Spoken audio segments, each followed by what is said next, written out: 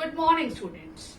Today, I'll tell you why we are using parallel circuit in domestic wiring. Domestic wiring means हमारे घरों में parallel circuits क्यों use होते हैं. मैंने आपको कहा था इससे रिलेटेड क्वेश्चन थियोरी में मैंने आपको एनसीईआरटी में करवा दिया था, एनसीईआरटी क्वेश्चंस में. बट आपको आज प्रैक्टिकली डेमो देके दिखाती हूँ कि व्हाई इट इज यूज्ड. तो उससे पहले हम थोड़ा सा रिवीजन करते हैं कि एक सीरीज सर्किट और पैरेलल सर्किट में डिफरेंस क्या है. So this is through an activity I will explain you. अब this is a series circuit. देखिए एंड टू एंड कनेक्ट किया है. यहाँ पे मैंने दो बल्ब्स लिए हैं जिनको एंड टू एंड कनेक्ट किया है. सीरीज सर्किट में जो भी अप्लायंसेस कनेक्ट होंगे उनमें सेम करंट जाएगा. यानी कि अगर ये बल्ब B1 है और ये B2 है तो B1 एंड B2 में सेम करंट जाएगा. एंड टोटल सर्किट करंट कितना होगा, ओवरऑल जो रेजिस्टेंस आएगी, इस बल्ब की कोई रेजिस्टेंस है वो हम इसकी रेटिंग के हिसाब से निकाल सकते हैं. लेटेस्ट से अगर हमने ये 40 वॉट का बल्ब लिया है, अभी यही एग्जांपल ले लेते हैं. 40 watt and 100 watt and 220 volt पे ये ऑपरेट हो रहा है. So this is the rating. तो हम इससे P equal to V square by R करके हम इसकी रेजिस्टेंस निकाल सकते हैं. तो ओवरऑल जो रेजिस्टेंस निकलेगी उसके थ्रू ओवरऑल सर्किट करंट निकलेगा, जो भी ये वोल्टेज है उससे डिवाइड करके. और वोल्टेज कितनी, अप्लाइड वोल्टेज 220 वोल्ट. तो इस तरीके से ये सीरीज सर्किट है. अब सीरीज सर्किट में करंट सेम होता है बट दोनों बल्ब के अक्रॉस जो है पोटेंशियल ड्रॉप डिफरेंट होगा. ये V1 है और ये V2 है, वो डिफरेंट पोटेंशियल ड्रॉप होगा और V1 प्लस V2 जो है वो V के इक्वल होगा. Now for the parallel circuit, जो हमारा सर्किट में इस तरीके से कनेक्ट होते हैं अप्लायंसेस. मींस सपोज यहां से लेना है, इनके दोनों साइड, ये एंड टू एंड कनेक्शन नहीं है, ये दोनों साइड एंड ये दोनों साइड वायर आपस में कनेक्ट होंगी और इधर से कॉमन वायर निकलेगी. इस तरीके से इधर से कनेक्ट होगा. ये पैरेलल कनेक्शन है. इसमें जो है करंट का डिवीजन हो जाता है according to the requirement. Suppose हमने वही सेम बल्ब यहाँ पे कनेक्ट कर दिए हैं. ये भी 100 वॉट का है और 220 वोल्ट पे ऑपरेट होता है. बट पैरेलल सर्किट में क्या है, करंट दोनों का डिफरेंट होगा अकॉर्डिंग टू देयर रिक्वायरमेंट, जो भी इनकी करंट रेटिंग के हिसाब से आएगा. बट इसके अक्रॉस जो वोल्टेज है वो वही वोल्टेज होगी जो कि अप्लाइड वोल्टेज है. तो पैरेलल में वोल्टेज सेम रहती है और करंट डिफरेंट होता है, और सीरीज में करंट सेम रहता है, वोल्टेज डिफरेंट रहती है. अब इसीलिए जो सीरीज सर्किट है, अब इसका सबसे बड़ा ड्रॉबैक क्या है कि अगर मेरा एक अप्लायंस फॉल्टी हो गया, सपोज ये बल्ब फॉल्टी हो गया और मुझे इसको रिमूव करना पड़ा, तो this circuit will act like a open circuit. यहाँ से करंट नहीं जाएगा तो पूरा का पूरा सर्किट जो है वो काम करना बंद हो जाएगा. It will act like a open circuit. दूसरा, जो भी इलेक्ट्रिकल अप्लायंसेस होते हैं हमारे, उनकी अलग अलग करंट रेटिंग होती है. करंट रेटिंग के हिसाब से उनकी करंट रिक्वायरमेंट होती है.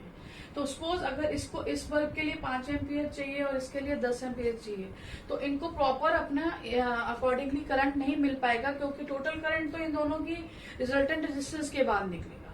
और रिजल्टेंट रेजिस्टेंस क्या होगी, सीरीज में ज्यादा होती है.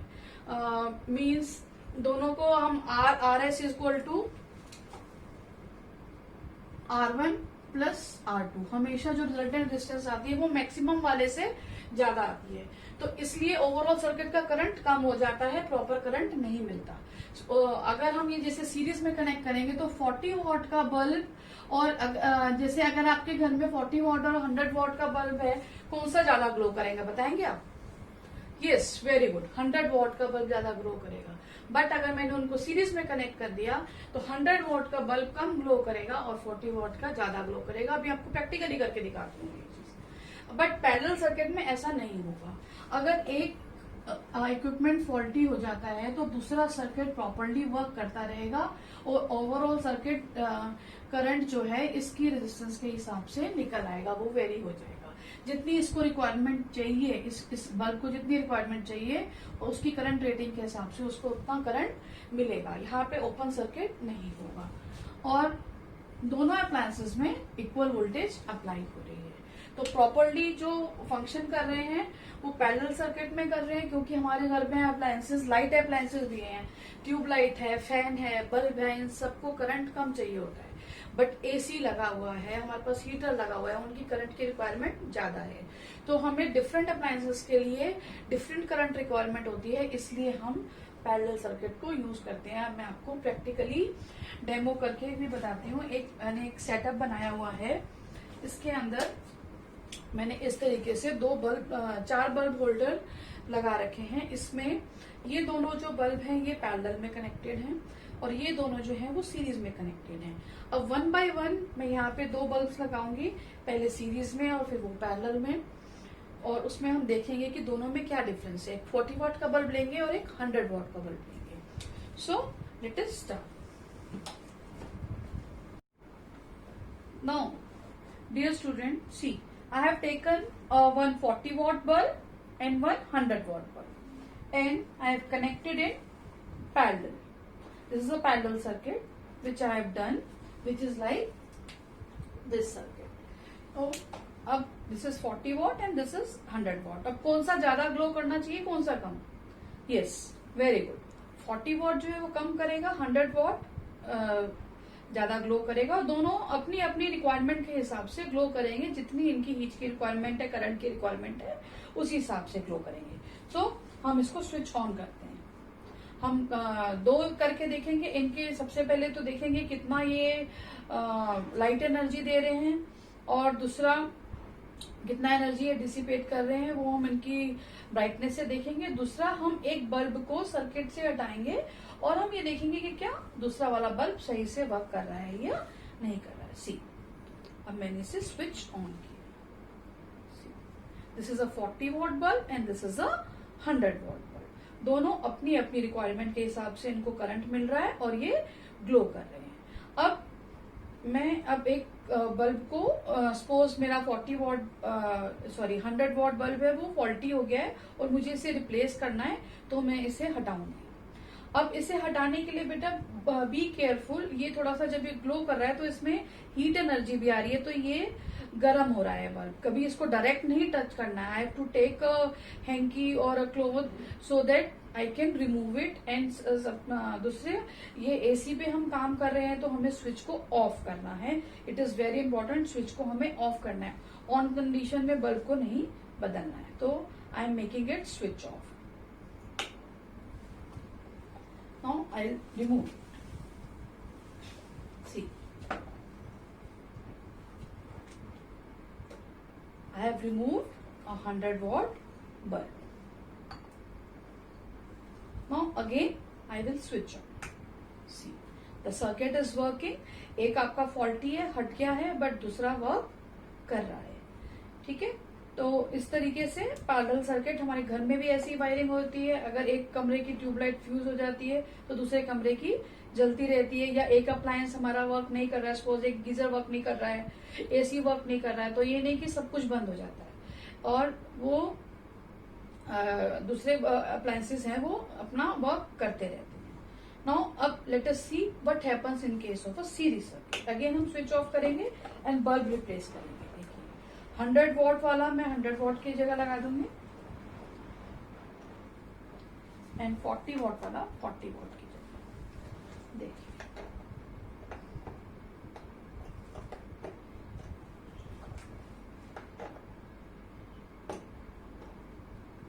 सी, this is a 40 watt and this is a 100 watt. अब देखते हैं क्या होता है। See what happens. 40 वॉट वाला ज्यादा ग्लो कर रहा है। अब आप इसका रीजन बताएंगे मुझे, हो क्या रहा है सीरीज में। एंड 100 वॉट वाला देखिए बहुत थोड़ी सी ग्लोनेस आई है, और उसके अंदर क्योंकि प्रॉपर करंट नहीं मिल रहा है। यहाँ पे हमारा जो सीरीज में यूज होता है हीटिंग इफेक्ट का फॉर्मूला I²RT। और किसकी रेजिस्टेंस ज्यादा होती है, 100 वॉट की या 40 वॉट की, ये भी आपको मैं बाय कैलकुलेशन भी करके बताऊंगी।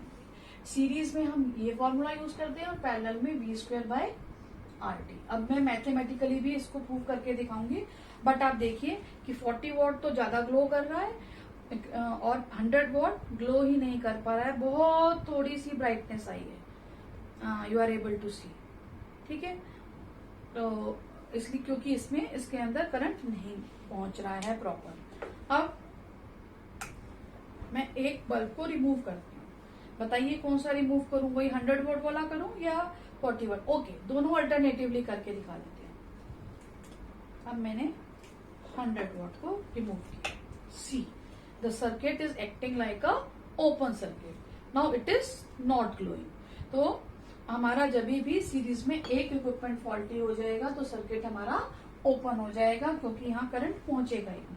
अब हम दोनों केस में इसको करके देख सकते हैं। मैं वापस से 100 वॉट का लगा देती हूँ और 40 को देखते हैं। कई बार बच्चों के माइंड में आता है कि मैम 100 का ही क्यों हटा रही है, 40 का क्यों नहीं। सी, अब मैंने 40 हटा, ऑन किया, ये ग्लो नहीं किया। बट अगर मैंने इसे वापस लगाया तो ये वापस से सर्किट कंप्लीट हो गया, तो ये ग्लो करेगा। See, this is the drawback of series circuit. यही मैंने आपको नोट्स में भी दिया था, इसी तरीके से आपको लिखना है। अब मैथमेटिकली भी मैं आपको प्रूव करके बता देती हूँ। नाउ अब मैं इस सेटअप को हटाती हूँ। नाउ सबसे पहले हम क्या करेंगे बेटा, इसके अंदर हम resistance of 40 watt bulb and 100 watt bulb निकालेंगे by P equal to V square by R के फॉर्मूला से। और 40 वॉट का हमने रेजिस्टेंस को R1 ले लिया है एंड 100 वॉट के बल्ब के रेजिस्टेंस को R2 ले लिया है। हमने जब इसको कैलकुलेट किया तो 40 वॉट की जो रेजिस्टेंस आ गई होगी 1210 ओम, 1210 ओम, एंड जो रेजिस्टेंस ऑफ 100 वॉट है, 100 वॉट बल्ब है, वो आ गई 484 ओम। आप इसको कैलकुलेशंस कर सकते हैं, हमने ऐसे बहुत सारे न्यूमेरिकल करे हैं। सो resistance of 40 watt bulb is greater than resistance of 100 watt bulb. अब ये सीरीज में लगे हैं, यानी कि जो इसकी रेजिस्टेंस है, सपोज R1 है और इसकी R2 है, तो R1 जो है वो R2 से ज्यादा है। अब दोनों में सेम करंट जा रहा है और सेम टाइम के लिए जा रहा है, सेम करंट सेम टाइम के लिए जा रहा है, बट हीट डिसिपेशन इस बल्ब में होगी I स्क्वायर R1T और इसमें होगी I स्क्वायर R2T। अब I स्क्वायर T जो है फैक्टर, दोनों में सेम होगा, बस R1 और R2 का डिफरेंस है। तो R1 जहां बड़ा है तो उसकी हीट डिसिपेशन भी ज्यादा है। जैसे अब हीट ऑफ 40 वॉट बल्ब है, हीट ऑफ 100 वॉट बल्ब है, इसमें I स्क्वायर T का फैक्टर, क्योंकि करंट और टाइम सेम है तो ये दोनों के दोनों, अगर हम इसमें कोई वैल्यू पुट करें तो ये दोनों फैक्टर सेम है। अब क्या डिफरेंस फैक्टर में आ गया, R1 और R2 में। अब क्योंकि R1 जो है हमारी R2 से ज्यादा है, तो जो हीट डिसिपेशन है वो 40 वॉट बल्ब की ज्यादा होगी हीट डिसिपेशन 100 वॉट के बल्ब से। इसलिए हमारा 40 वॉट वाला जो बल्ब था वो ज्यादा ग्लो कर रहा था और 100 वॉट वाला कम ग्लो कर रहा था। This is the reason behind this. Now I will explain you about the parallel circuit. Now for the parallel circuit का अब एक्सप्लेनेशन क्या है। अब यहाँ पे हम हीट डिसिपेशन का formula V square by RT ले रहे हैं। मैंने आपको बताया था कहाँ पे कौन सा फॉर्मूला लेना होता है। देखते हैं कि कौन सी चीज हमारी सेम है। यहाँ पे सेम क्या है, यहाँ पे वोल्टेज सेम है। यहाँ पे भी हम I स्क्वायर RT का फॉर्मूला ले सकते हैं, वो भी ठीक है, बट हमें उसमें I1 एंड I2 की वैल्यू निकालनी पड़ेगी। तो हम सेम फैक्टर्स पे बात कर रहे हैं, जो कि फैक्टर सेम है। उससे भी यही रिजल्ट आएगा, क्योंकि मेरे पास अभी वैल्यूज नहीं है, इसलिए मैं सेम कॉमन फैक्टर की बात कर रही हूँ कि अब इसमें 40 वॉट वाला कम क्यों ग्लो कर रहा था और 100 वॉट वाला जो है वो ज्यादा क्यों ग्लो कर रहा था। उसका रीजन मैं आपको बता रही हूँ कि दोनों के अक्रॉस जो है वोल्टेज सेम है, तो हम V स्क्वायर बाई RT वाला फॉर्मूला लगाएंगे। अब अप्लाइड वोल्टेज हमारी V होगी, जो कि सेम है और सेम टाइम के लिए अप्लाई करी गई है। So for the same applied voltage V and time T, अब heat produce in 40 what will be V square bye RT and 100 what जो रहेगा V स्क्वायर बाय RT। तो यहाँ पे R क्या है, R1 है और इधर R2 है। अब हमें R1 जो है हमारा ग्रेटर देन है R2 से। अब देखिए R1 और R2 जो है डिनोमिनेटर में आ गया है। ये डिनोमिनेटर में आने से एंड V स्क्वायर T जो फैक्टर है, दोनों के दोनों, इसको अगर हम एक फ्रैक्शन कंसीडर करें तो जो न्यूमरेटर है दोनों के सेम है। अब आप एक एग्जांपल देखेंगे, जब आपने फ्रैक्शंस भी करे थे कि दो फ्रैक्शंस अगर मुझे कंपेयर करने हों कि जिनके न्यूमरेटर सेम हैं तो और डिनोमिनेटर डिफरेंट है, तो कौन सा फ्रैक्शन मेरा बड़ा है, आपको याद है ये? यस, अगर हमारे न्यूमरेटर सेम होते हैं तो जिसका डिनोमिनेटर छोटा होता है वो फैक्टर हमारा बड़ा होता है। तो V square T and V square T की सपोज लेटर से वैल्यू जो है हमारे पास कुछ भी 100 200 कुछ भी मान सकते हैं, जो भी वैल्यू है डिवाइडेड बाय R1 करेंगे तो जो हीट है डिनोमिनेटर जो इसका बड़ा है और इसका डिनोमिनेटर छोटा है तो इसकी जो ओवरऑल वैल्यू आएगी वो 40 वॉट की जो हीट है that is less than 100 what heat. इसलिए जो 40 वॉट वाला है वो कम ग्लो कर रहा है और 100 वॉट वाला ज्यादा ग्लो कर रहा है। तो इस तरीके से इसकी ये एक्सप्लेनेशन है। तो आई होप आपको ये समझ आ गया है कि हम पैरेलल सर्किट क्यों यूज करते हैं डोमेस्टिक वायरिंग। ये वीडियो आपको समझनी है, इसमें से कुछ आपने लिखना नहीं है, लिखवाने का वर्क मैं आपका already in question answer form में कर चुकी हूँ। जस्ट ये अंडरस्टैंडिंग के लिए बनाई है थ्रू एन एक्टिविटी। आप इसे देखिए और समझिए। Thank you.